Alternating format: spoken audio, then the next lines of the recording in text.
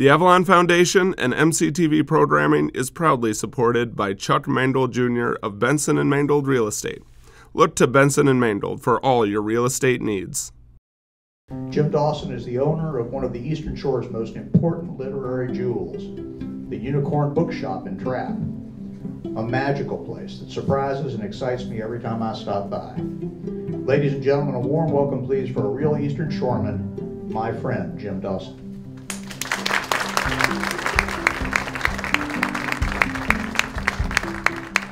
Thank you, Bill. Your check is in the mail. It is my pleasure to introduce my friend, Captain Wade Murphy, Jr. Captain Murphy has the distinction of owning and being captain of the skipjack Rebecca T. Ruark, which, built in 1886, is the world's oldest surviving skipjack. Captain Murphy also is the most knowledgeable person I know about conservation on the bay, oystering, skipjack racing, and he's also a character. Captain Murphy is a third-generation waterman. To show you sadly how dangerous waterman can be, life on the water can be, his father, James Murphy, was lost off a ship in 1913 in the Chesapeake Bay and drowned. On Labor Day skipjack race in Deal Island in 1968, Captain Murphy almost drowned himself trying to rescue his 10-year-old cousin who had also fallen off a boat. Fortunately, they both survived. And in 1999, Captain Murphy again almost drowned when the Rebecca Ruark capsized and sank in a squall. But we can take comfort in the fact that, like the old saying goes, someone like Captain Murphy who is born to be hanged is safe in the water. So it's my pleasure and our good fortune that Captain Murphy has not been hanged or drowned. Captain Murphy.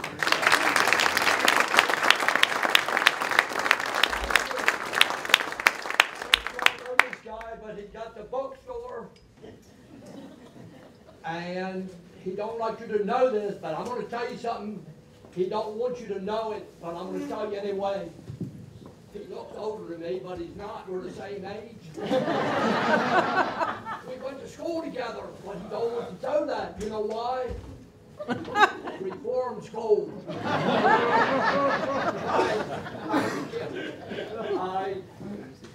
Do I need this microphone? Yes. Am I loud enough? No. You need the microphone? Yes. All right. Thank you for having me here tonight. I hope I get a little bit of business from you next summer. I got stories you don't even believe on my boat. I don't tell them in here, but I got stories that you don't even believe. So come see me this summer. I'm starting in May, sailing 7 days a week. All right. I'm going to tell you about myself and then about the boat. After I talk, I only got an hour, I think. That's all. I ordered dinner in an hour. But anyway, I'm going to talk to you for a while. And then I'm going to show a film that was made in 1985 from National Geographic about skipjacks. And then after that, you can ask me questions. I have a bad problem with I got an implant. And I can't do well with voices. I can hear bells, whistles, horns, but I can't hear. I hear you, but I can't understand you. Anyway. I'm going to start off with my life. I started dredging in 1957. I quit school when I was 16 years old. I hated school. I didn't want to go. My dad said, if you want to go, just quit school. You're going to go to work. So, okay, I'll go to work. First day, November 1st, 1957. First day.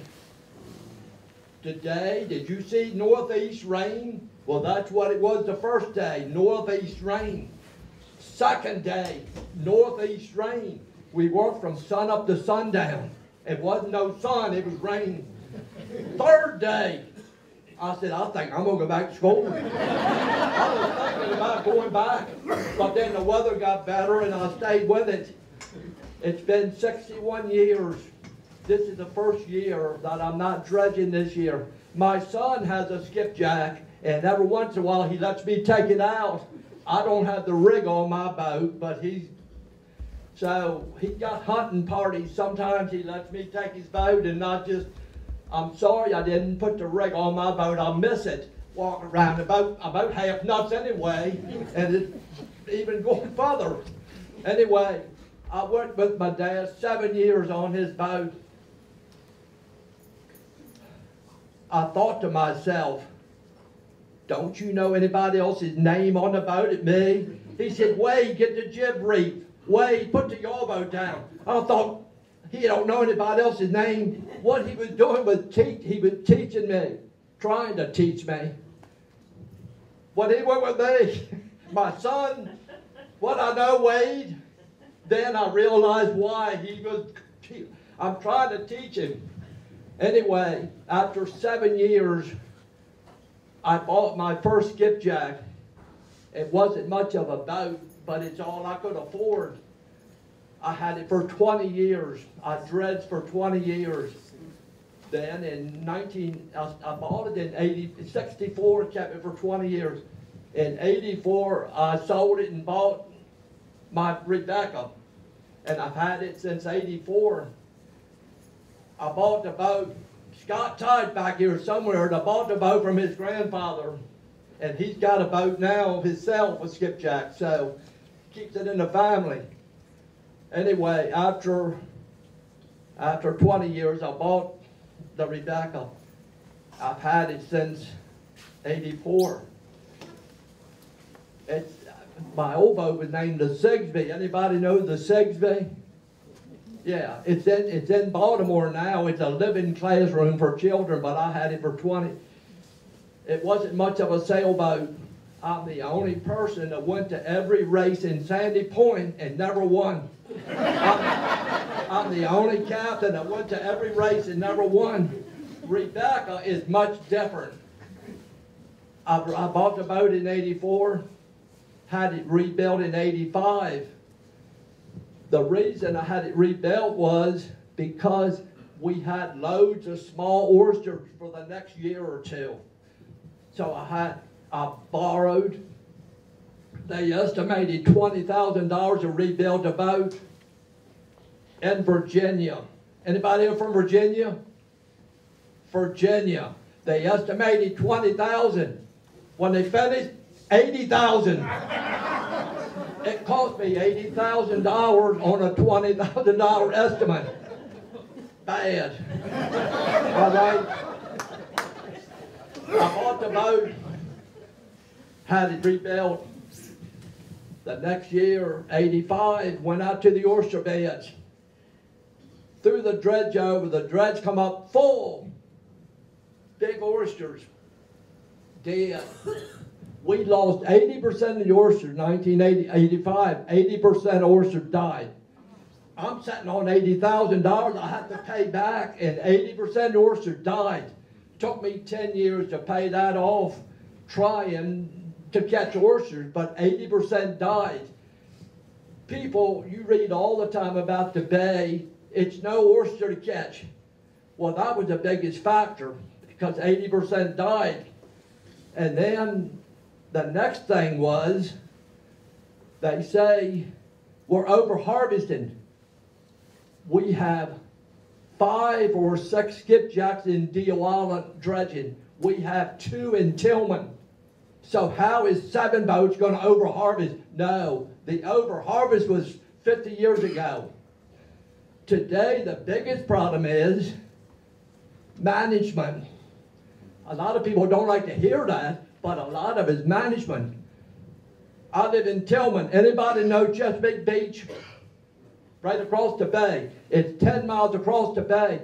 I could leave Tillman anytime and go to Old Rock, right in front of Rod and Reel, and it's a sanctuary now. I could go on down the shore, Plum Point, Governor's Run, all down the shore and dredge. Sanctuary, you can't work there. In the chop tank, half of the chop tank is sanctuary. Broad Creek, Harris Creek, little chop tank, sanctuary. So how are we going to catch oyster when we ain't got no bottom? They took 50% of the best bottom. And if it helped, I would say good. But the oysters are dying up, getting big and dying. They get big and dying. It's a shame what's happened. We've lost 50% of our oyster beds. And they say we don't know why we can't catch none. Well, you can't catch them if you can't work.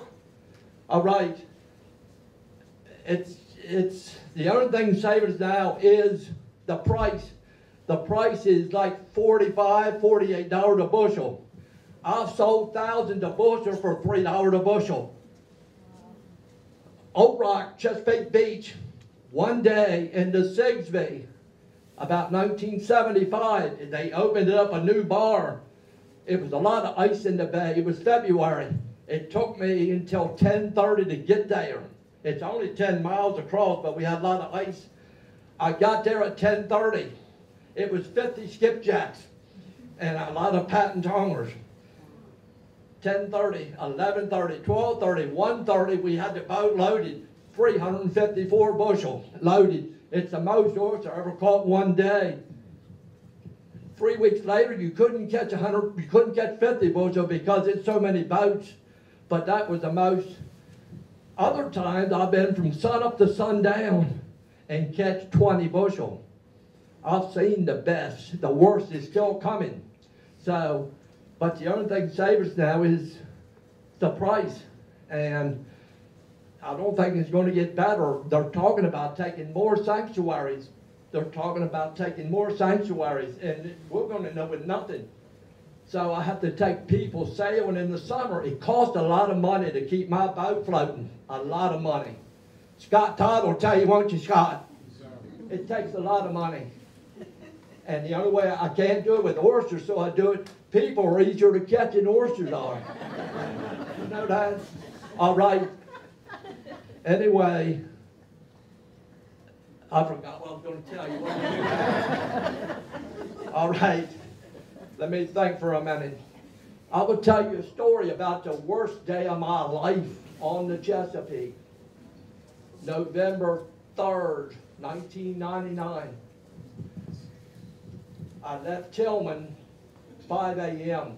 It takes 2 hours to get up to Traps Creek.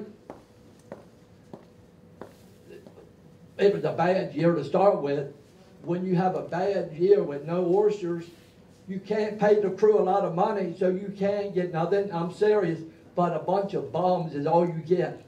It's a good way to get drowned with a bunch. Anyway, second day of the season, Tuesday.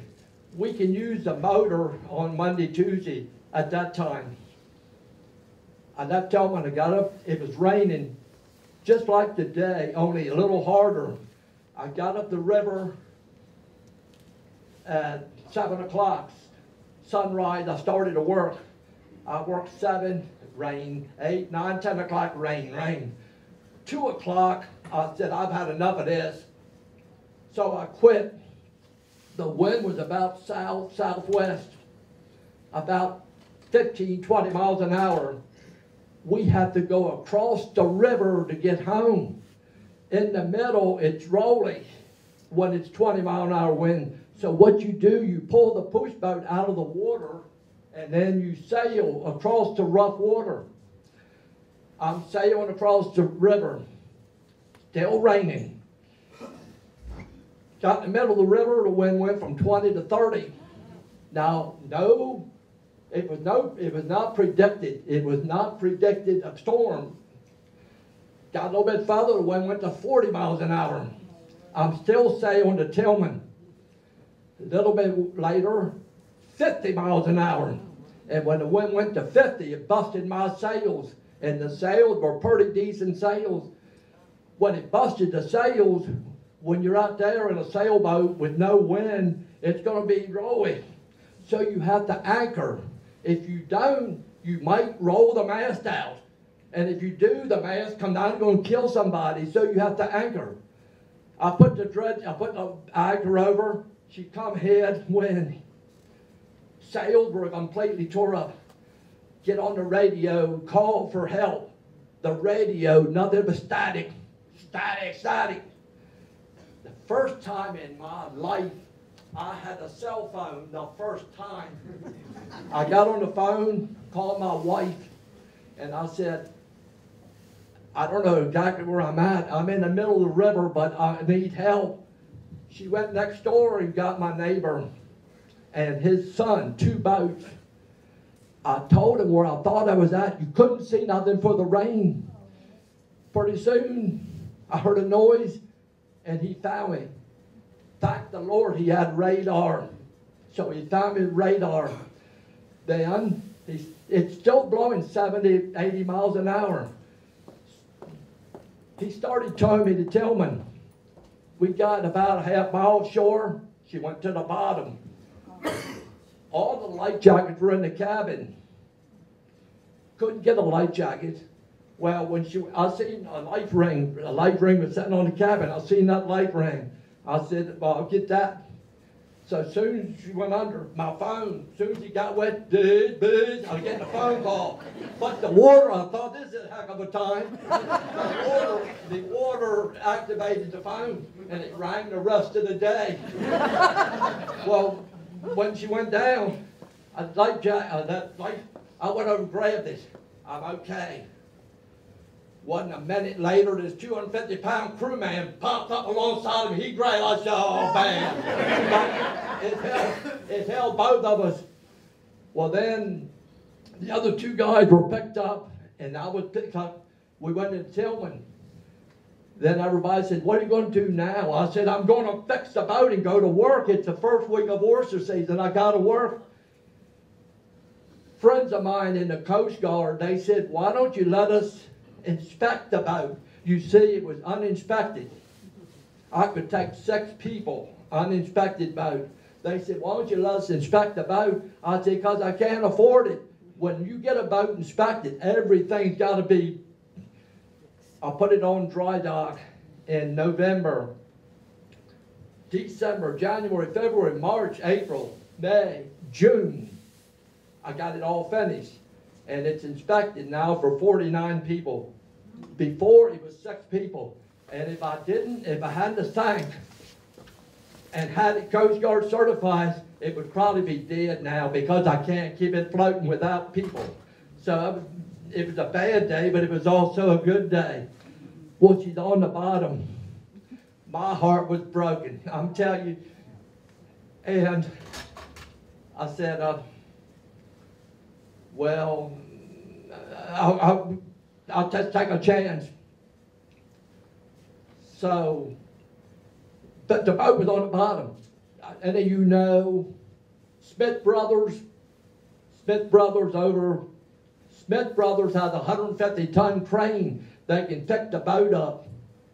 I called them. They know me. You might not remember, but this was on television. It was in the newspapers. I called Smith Brothers. I said, "You got to come help me get my boat up." They said, "Captain Wade, we're working down Solomon's Island. We can't get there until Sunday." I said, "She'll be broke up before Sunday." They said, "We can't get there." So I got too small. It was too much wind. I sank on Tuesday. Wednesday, it was still too much wind. Thursday, it moderated. I had 2 outfits. You probably know Bailey, the pile driver. Mr. Bailey came. His crane's only 35 tons. And I had another group from Baltimore, Deckelman. They got there. We got the boat 2 feet from the top of the water, and the crane couldn't pick it up. We put her back on the bottom at dark on Thursday. Well, then I knew I'd never see a boat again. When I got in Tillman, Mr. Bailey charged me $3,800 for trying. Deckelman charged me $3,200 for trying. So I paid him $7,000 and the boat's still on the bottom. When I got in Tillman, a friend of mine said, "What happened?" I told him we couldn't get the boat up. He said, "I'm going to call the governor."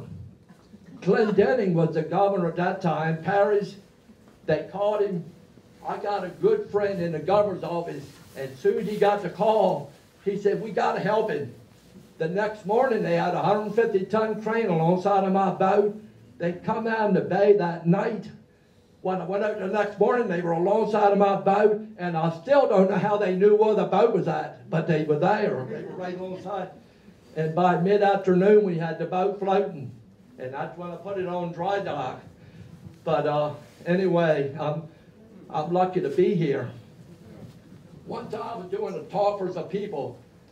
I lost my wife last May will be 2 years. I lost my wife, but she comes to the dinner, and I said, I called my wife, and I told her I needed help. Thank God my insurance wasn't paid up. She said, anyway, so that's the story on Rebecca. Then they have a skipjack race in Deal Island. They've had it since 1960. They've had a race every year. Rebecca never went to the race. The guy that owned it before me never took it. I took it in 1988. Rebecca won 88, 89, 90, 91, 92, 93, 94. We lost 95, won 96 and 97, 9 out of 10. Nobody's ever did that because Rebecca is a good sailboat. Skipjacks were built because they were cheap to build. Rebecca is called a skipjack because she's got a skipjack sail plan. Rebecca is not a skipjack. The first skipjack was built in 1891. Rebecca was built in 1886, 5 years before the first skipjack. She was a sloop. She had a gaff rig. She had 2 jibs on her. They took the rig off and put a skipjack sail on her. And she's been sailing under a skipjack rig. Sloops, schooners, they were round bottom, plank 4 1/2. My boat draws 5 1/2 feet of water. Skipjack, most of them draw 3 feet of water. They're flat bottom, straight sided. Anybody got a sailboat here? You got a sailboat? It's round bottom, ain't it? Yeah. The reason it is because they sail better. And the reason yours is because it's fiberglass. Fiberglass is easier to work with than wood. If you build a round bottom skipjack, it's a lot more work to build. It takes a lot better carpenter to build a skipjack. It's been said before, if you can build a house, you can build a skipjack. If you can build a house, you may not be able to build a sloop because the round bottom is less resistance in the water. The flat bottom, and that's why she's faster. She's not a real skipjack, but they feel sorry for me after I didn't win for 20 years. So, anyway, I've seen the best, and I tell you, I was that close to being drowned. It was bad. In the bay, I've seen rough before. I've seen a lot of wind. The biggest wave I ever seen in the bay was probably 6, 7 feet, the biggest wave. That day, not exaggerating, they were 10 and 12 foot, 80 miles an hour. That's the biggest. The guy that come get me, I don't know if any of you know Captain Robbie Wilson, but he's the one, my neighbor. On the way out, he busted the windows out of his cabin coming to get me. He told me later, he said, I've never seen it that rough before. And Robbie's been in the bay all of his life also. It was just a bad storm, but it was unpredicted. I wouldn't have went out if I knew it was going to be. Anyway, that's the story on Rebecca. You've been on my boat, ain't you? Did I tell you about my mother-in-law? This is my sister-in-law. I was married, you know, Jack, my wife. I'll tell you, I don't want to hurt her feelings or anything. I'll try to say something, but I got to tell the truth. My mother-in-law was the nicest lady I ever knew. Except my mother was the same way. They were the nicest people your mother was. First time she got married, she was a bad She was a bad judge of men. The first time she got married, she married a bum. He was no good. My daughter, my wife hardly knew her father. He abandoned him.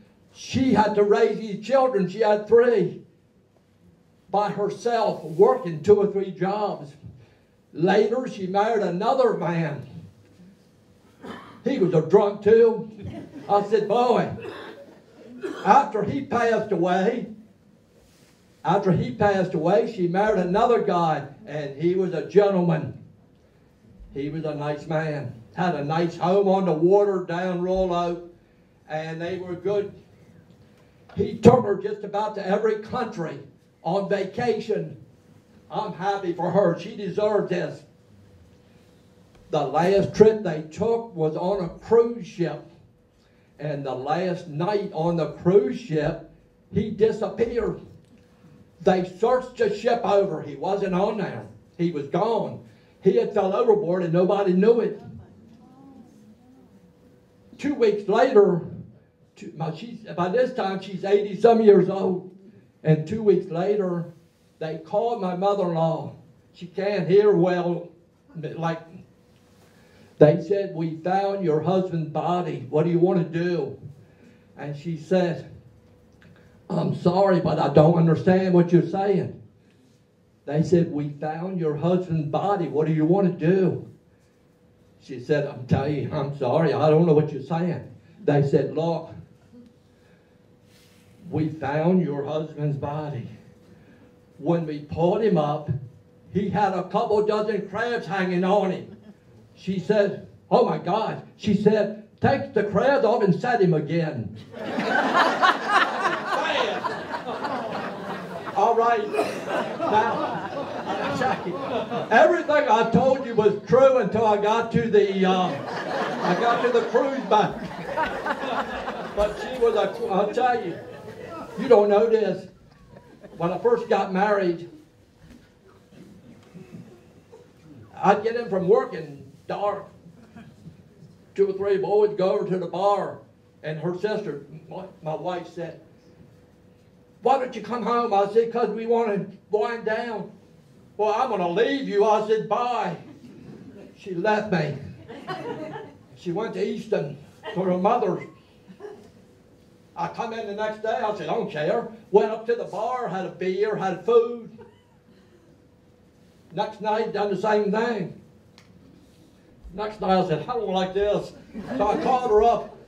I said, listen, she was ready to come home too. I said, you want to come home? She said, are you ready to quit drinking? I said, no, but I'll slow down. She said, okay, come pick me up. So I went to Easton. When I got to Easton, and I said, I don't want a bunch of crap when I get here. So I got to Easton. Your mother come to the door. Come in. I said, no, I just come and pick up. Come in here. Sit down. You got to eat. So she fixed me something to eat. After I finished eating, she said, come in the living room. We're going to have some ice cream. So I went to the living room. That was a normal thing for them. Finally, I said, are you ready to go? My wife, she said, yes. Your mother never opened her mouth. I believe she'd take up for me first. All right. So now you know about my boat. Did I ever tell you about my dog I had? I'm going to tell you, anybody got a black lab? You got a black? They are nice dogs. I had a black lab. He went crab with me every day. He couldn't wait. After I had him a while, you won't believe this, but me and him would have a conversation. We'd talk. The dog could talk. I'd tell my friends about it. They said, you're crazy. He can't talk. I said, he can talk. Kept on. They said, we'll put you in a nut house. I said, the dog can talk. I said, I'll tell you what. Tomorrow evening, 5 o'clock, come down my house. Don't make any noise. Come in the front door. I'm going to be in the back porch talking with my dog, and you'll be able to hear him. So 5 o'clock, I got a 6-pack. I dumped the one. He drank a beer. I drank a beer. We're talking. I'm waiting. Finally, we're talking 2 minutes before 5, he stopped talking. And my friend, I think he heard him coming, but he stopped, he wouldn't talk. And I was begging him, he wouldn't talk. My friend said, now I know you're crazy. Well, I'll tell you what, finally, I can prove this, and I'm going to prove it to you. You all know about trot lining crabs. You get a place, you establish a place, and you go there every day. I was crabbing over on Cook's Point on the south side of the river. A lot of crabs there. In the summertime, the prevailing wind is from the southwest.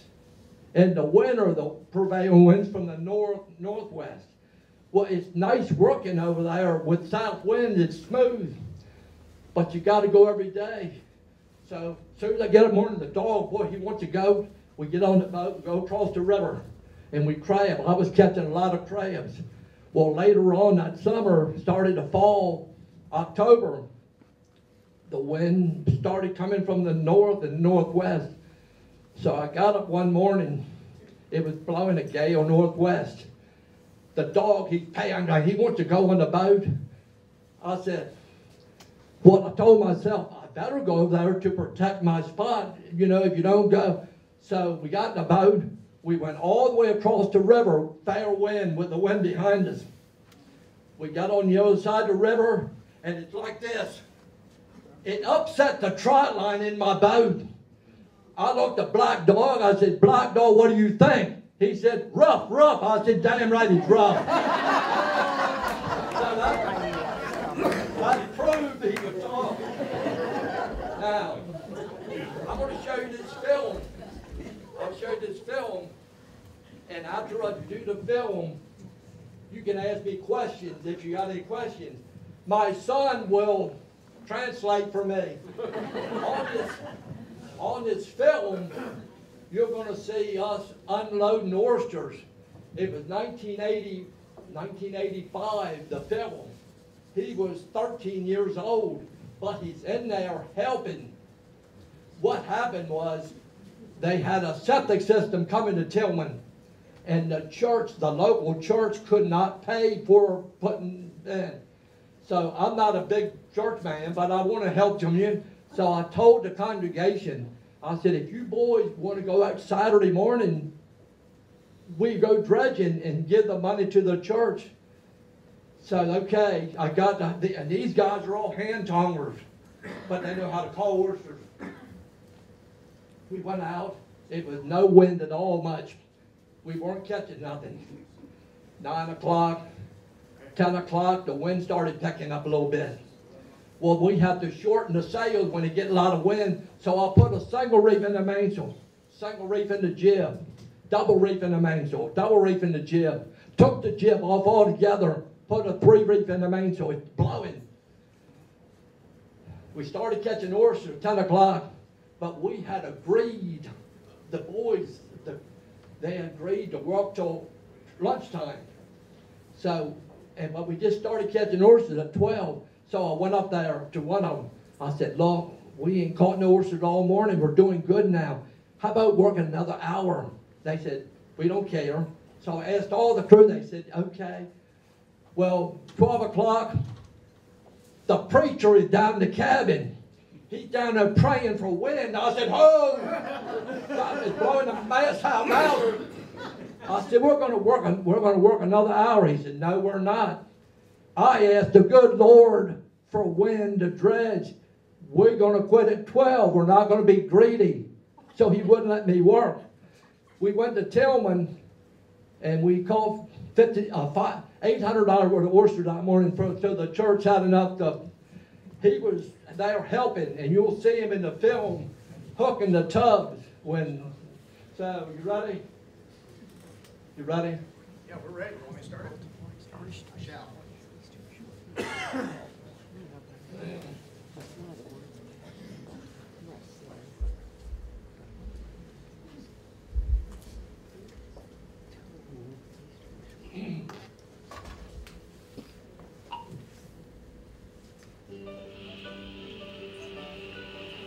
Around Chesapeake Bay, people say there There's nothing prettier than a skipjack under sail. But the men on board the old wooden boats say there's nothing tougher.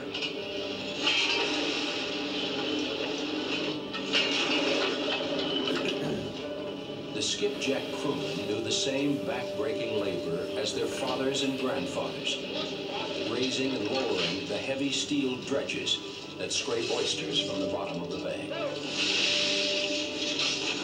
They face the same hazards, the same bone-chilling winter weather, the same way of life. Skipjacks are the last commercial workboats in North America, powered by the wind. One by one, they are disappearing. But before they vanish from the bay, they will take on a new life somewhere else through the painstaking efforts of John Barber. Barber hopes to capture them forever in paint and canvas. To do it right, he gets to know the men as well as the boats. The personality of the skipper becomes a part of the boat. The stories that you hear about the drownings and the crew going overboard in the middle of February and never coming up again. There's something here that digs deep and goes deep into the soul. The first skipjacks were launched in the 1880s. By World War I, hundreds worked the bay. Dawn to dusk, skipjack men sailed the boats and worked the dredges at the same time. Dredges that had to be hauled in by hand-cranked winches. Demand for oysters was unlimited. Competition was fierce. There was piracy and fighting over oyster beds. Rifle shots were fired between boats. Police patrolled the waters with mounted machine guns. It was an all-out oyster war. These men are long gone, but a few of the boats they labored aboard still survive. The skipjack Rebecca Ruark has been working for 100 years, oldest in the fleet. Built first as a schooner, she was partially rebuilt in the 1930s and again in the 60s. It's reckoned that only 1/4 of her is the same boat that went on the water in 1886. Her current owner is Wade Murphy. He's been working for 6 weeks, doing the maintenance that keeps the ancient boat afloat. Well, I don't do much of my woodwork myself. I just do what I can't get somebody else to do. I don't like to do the work because I ain't good at it. But sometimes you have to do your own. I say I could do probably better dredging than I could caulking. But I think I got her.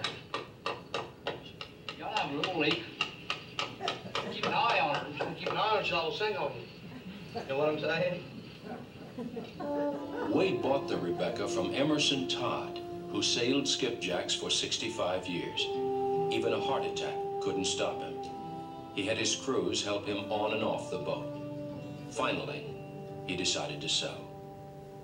Well, when I saw her, I felt so bad, I just had to cry over it. I stayed down Long Wharf when she left 8, as long as I could see her. Right. It hurt me, you know. I'm thinking about her all the time. The end of the day, well, I don't think about her. Yeah. He misses it. He called me the first month, at least once a week, and check on the old boat, ask how the old boat was doing, and would emphasize to me that he didn't miss her. He was just wondering. I liked it, and still like it, and would like to do it right now if I was able, but I couldn't do it. But the world Emerson left behind goes on. The new season begins unceremoniously in old boatyards, many crowded with gear almost as heavy and antiquated as the boats themselves. By October, the 30-odd skipjacks that do survive are eased into the water. But around the bay are reminders that every season, a few more can't make it out. Boats that can't be maintained are reluctantly abandoned, but with some small hope that they might one day be reclaimed.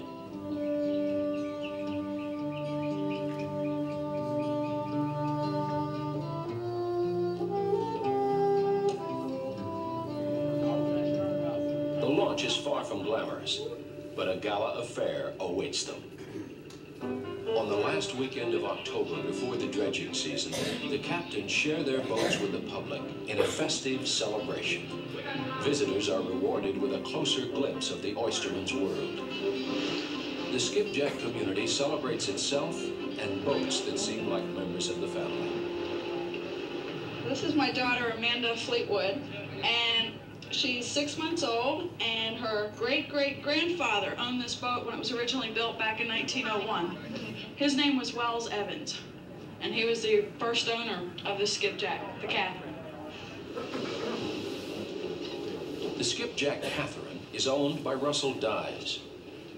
My father dredged on this boat, middle of deck. He was a crew hand when he was 16 years old. So I bought the boat, me and my partner bought this boat 5 years ago, and I've been dredging it, catching oysters with it since. The captains do more than show off their boats. They square off for a skipjack race.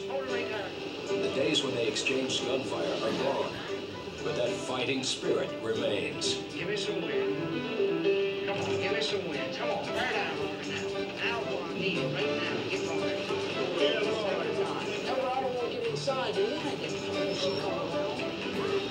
Be conscious, I'm going to jive when I hit this buoy. All right, let's do it, boys. Take the board down. Hold her tight. Hold her. Hold her tight. Good. All right. Hold her tight a minute. Hold her tight. Hold her. The weekend of celebration quickly gives way to a different excitement. The serious business of a new oyster season.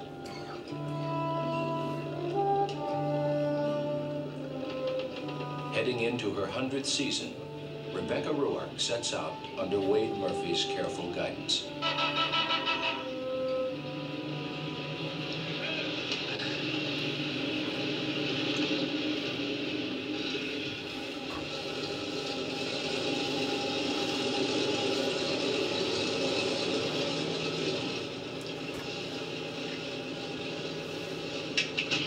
The men gather for breakfast. The rougher I feel, the harder I work. Don't tell me that. I'm trying to. A workday that starts in darkness often ends in darkness.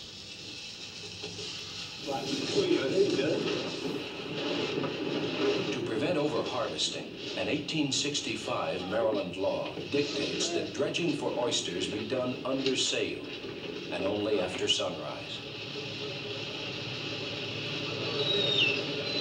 But to get to the oyster beds, skipjacks are allowed a peculiar form of motorized drive. It's called a pushboat, usually powered by an old auto engine. Once it is hauled free from the water, there is no doubt that the skipjack is working exclusively under sail. Okay, boys, let them go.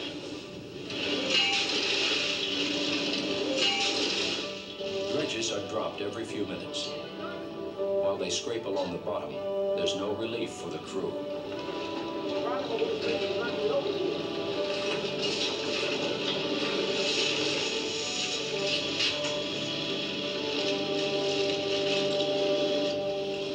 Each haul is carefully sorted.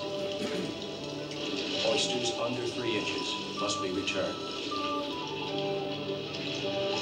No more than 150 bushels can be taken each day.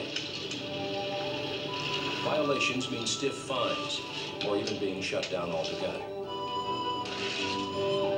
Skipjacks only take about 10% of the oyster yield. A few thousand hand and mechanical tongers account for the rest. But any way you do it, it's a lot of work for little money.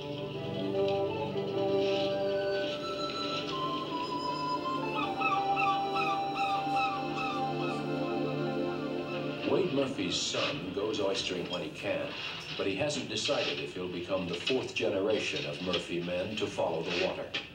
His father hopes he won't. I'd rather see him get a job on land where he's more steady money and steady work. It's getting harder every year to make it. It's getting harder every year. There's nothing easy about it. And if I didn't like it, I wouldn't be doing it, but I love it.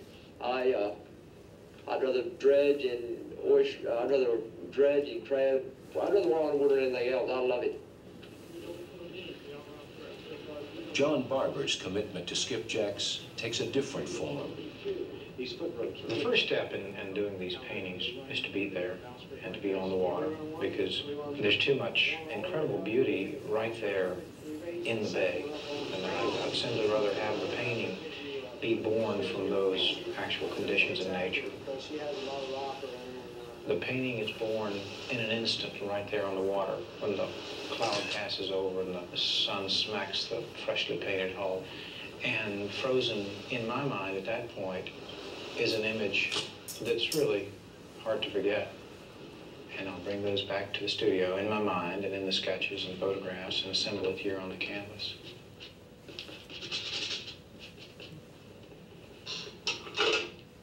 I feel very serious about my work. And that's why I'm trying to do it well. And that's why the response from these watermen means so much to me. If I can paint the scene to their satisfaction, and if it says to me what it needs to say from an aesthetic standpoint, I've reached my goal. If that day comes when the only skipjack we have left is in a museum, and there are none others on the bay, and there's a painting left by John Barber, I would hope that a descendant of a skipjack captain would walk up and say, "Look at that painting." And that's the way it was. Look at the skipper. He's yelling at the crew. They're hauling in the dredge. The tricing lines are right. The jib hanks are right. Lazy jacks are set. I'd like for them to say, that's the way it was. That's the way it happened. And that's a reasonable, I think a very reasonable hope for me. These men and women and their boats and their lifestyle represents a portion of America's maritime heritage which we will lose. I'm trying to paint what's happening there today so that it will be there for my children and yours.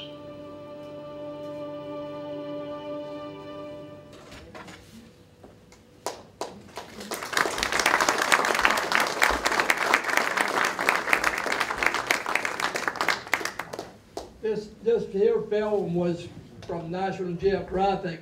Sometimes people would like to have this film, and I think you can get on your computer and find National Geographic Skipjacks Explorers 1985, 86, and you can buy this from the store there. I mean, it's probably $25 probably, but it's worth having if you like boats. One more thing I want to tell you before I was seeing these guys eating breakfast. When I started with my dad, we had a young crew.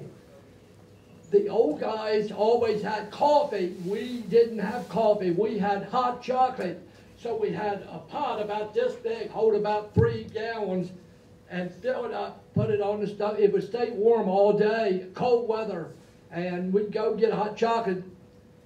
One day, I went to get a cup of hot chocolate, had a cup, it's about half full. I went to dump it, it was nothing come out. You could feel the weight.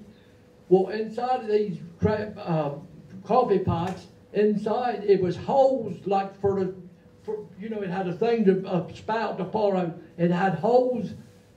Well, it was half full, and it wasn't nothing come out.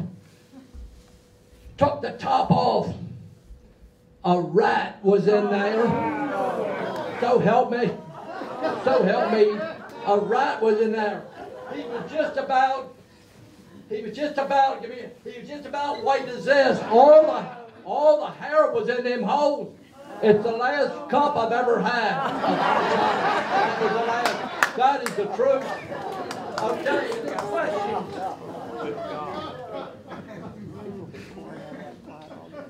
Why do they let farm-raised oysters be sold at 2.5 inches, where your oysters have to be 3? Why do they let farm-raised oysters 2.5 inches? Okay. Farm-raised oysters is taking a lot of other states have a lot of farmed oysters. It's getting more and more and more. But an individual person, he couldn't afford to get a piece of ground. You gotta get a piece of ground somewhere where it's nothing, no oysters. It's no oysters there. You can't lease it if it's oyster bed, so you lease a piece of barren bottom. Then you go to the hatchery and get baby oysters, and you put on your, they're expensive. You put on there, and then you hope that somebody doesn't steal them at night, and you hope they don't die. So it waits 3 years for them to get legal. Time he invests all this money, and 3 years later they die. A poor working man, when you see these grounds, you'll find out most of them is 2 or 3 or 4 guys, like Harper's Island, they're a company. It ain't individual watermen. It's very few individual watermen's got lease bottom, very few. So it's a chance, it's a gamble, and you could lose everything. So the boys, most of them can't afford it. I couldn't afford to get a piece of bottom, and you wait 3 years, and then they're dead. So it's a gamble when you do it, but they are getting more and more educated about it. So I think they're going to do better and better with the dead laws. They can watch them better now. They have a laptop. They can look at it right here. There are oyster beds out there. They have it marked. They can see a boat on satellite. So it's getting better protection. Years ago, let me tell you, I had 3 children. We had to sail full time. You didn't get a lot of wind sometimes. We would go day after day with no oysters. Well, the kids don't understand this. They want to eat. So I'm going to feed them. So if I have to poach on, I'm going to poach. No satellites. I'm only doing this to feed my babies. I ain't doing it to buy a big house. And once while the police catches, take you to court. You all probably know Captain. You probably know Judge North. Judge North was a judge 50 years ago. I get a ticket. I'd go to court. Captain Murphy, what's the problem? I say, it's no problem, Judge. It's no problem, Your Honor. This policeman arrested me. He is a good policeman. This is a good cop. But I'm sorry, he made a mistake. It wasn't me, it was him. Judge North slapped me on the wrist and say, $200 fine. I said, oh my God, I ain't making no money. $100 fine. I said, my God. $50 and get out. Don't come back again. No, never. Well, the next time I get called to go to court, now he finds you probation before judgment, which is nothing except to save face for the police. You're definitely wrong. Next time I get caught, go to court. What happened, Captain Murphy? I go through the same thing. Slap me on the wrist, $50 fine. But you see, Judge North, his grandfather was a dredger from Tillman. He knew we had to do this to make a living. These judges now, if you get caught certain places, they take your license for life. I've never had a guilty verdict. I've never been found guilty. It was always probation before judgment. Today, if you do it one time, maybe twice, you lose your license for life. Satellites. I don't know if you all know this. You can be in your backyard having a barbecue, and they can read the name on his hat from satellites. Yeah. So, no more law. I'm glad they wasn't around when I was dredging. I'd probably be under the jail.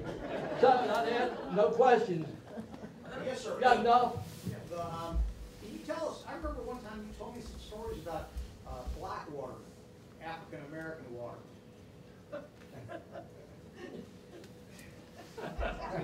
He said one time you told a story about black watermen, African-American watermen. Ran skipjacks. skipjack captains? Well, the only one I know, one of them, okay, I'll tell you about one.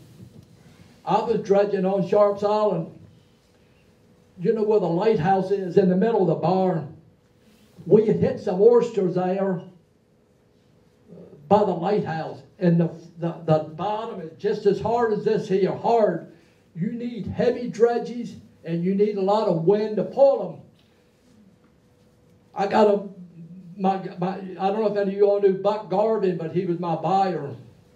He got a phone call from Maryland Public Television. They wanted to go on a skipjack, and he said, "You want to take them?" And I said, "Yeah, I'll take them." Now, I don't know if you all know this. Charles Carraud was my favorite news commentator. I always liked his show. Same day, a couple of days before, he called his company, and they wanted to go on a skipjack. And Buck asked me, I said, "I've already got Maryland Public Television. I can't take them." So I took, that morning, it was light winds, real light winds. It was about 30 skipjacks. It was about 1975. They were all out there where we had hit these oysters a week before. It wasn't enough wind to pull the dredge. I went out on the western edge where it's a lot of big stones, but you can only go there in light weather. If it's windy, you'll tear the boat up with the hangs. It was just perfect. Just enough to get moving, drop the dredge, wind it up full. I started dredging sunup, 7 o'clock. Now while I was all the other boats were all over there together, half a mile away from me. I was working. I had 4 black crew members from Deal Island. They were all black and they were all white.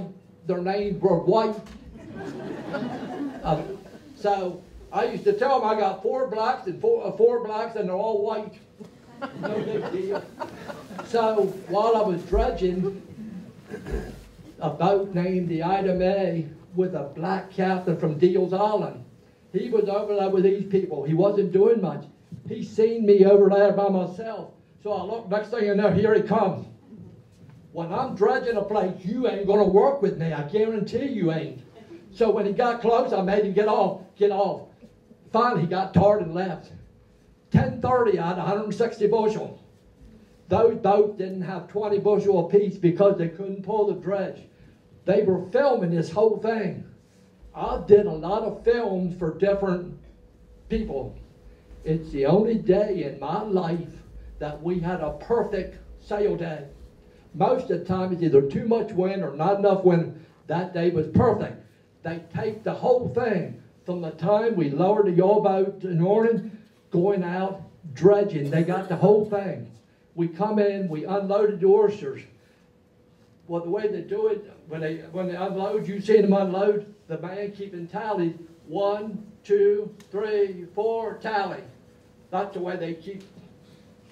If you watch the film, you can count 160 bushel. I seen it on TV one time. It was perfect. It's never been one that perfect. A couple of years ago, I thought about it. I said, I'd like to have that film.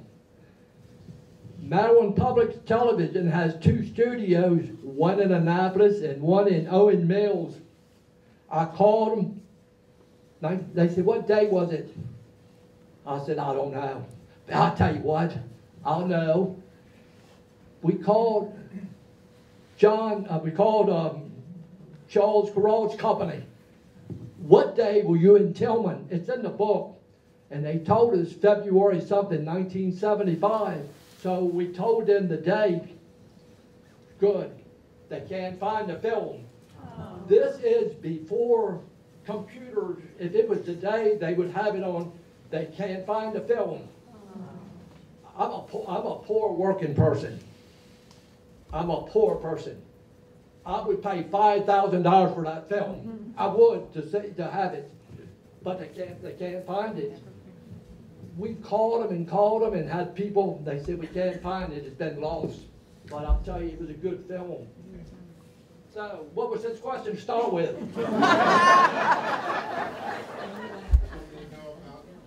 Oh, planting, okay. All right, no other questions. What's that? Don't you want to eat the oysters every day when you're catching them? Do you want to eat them? I eat them stew, I eat them fried, I eat them every way but raw. Do you imagine you read all the time? You like oysters? Yeah, she loves them. But let me tell you what, you read all the time. Oysters filter 50 gallons of water a day. So, you're going to eat that stuff that they might be next to a septic system. And you're like, no raw oyster for me. If they are, if it's a problem, you cook them, you kill the bacteria. No raw, you eat them raw. Be careful. All right. The conflict between the cost and the money, you could sell them. Okay, so that's it. Well, thank you all.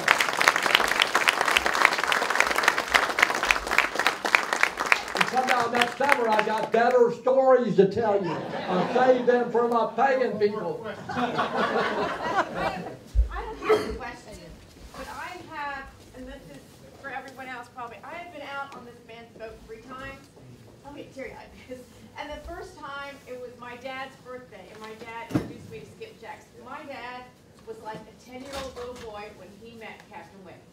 Captain Wade signed our books, skipjacks, and it was just, it's the most, you gotta go. You just have to go. The story's incredible, the time is incredible, and there's not enough. You're the luckiest man I know right now because he's your dad. But yeah, you just have to go. And I'll You got see what you you this told summer. me? You had a good time on your boat, so you tell everybody else they should go. And then you're the luckiest man. I'll tell you what, You didn't say that. I had one, my crew, he was a little slow. So I told the other boys, I said, look, we're going to play a trick on him. I said, you all be careful now.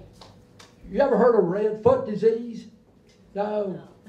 Red foot disease. If you get it on one foot, you probably live. But if you get it in both feet, you're going to die.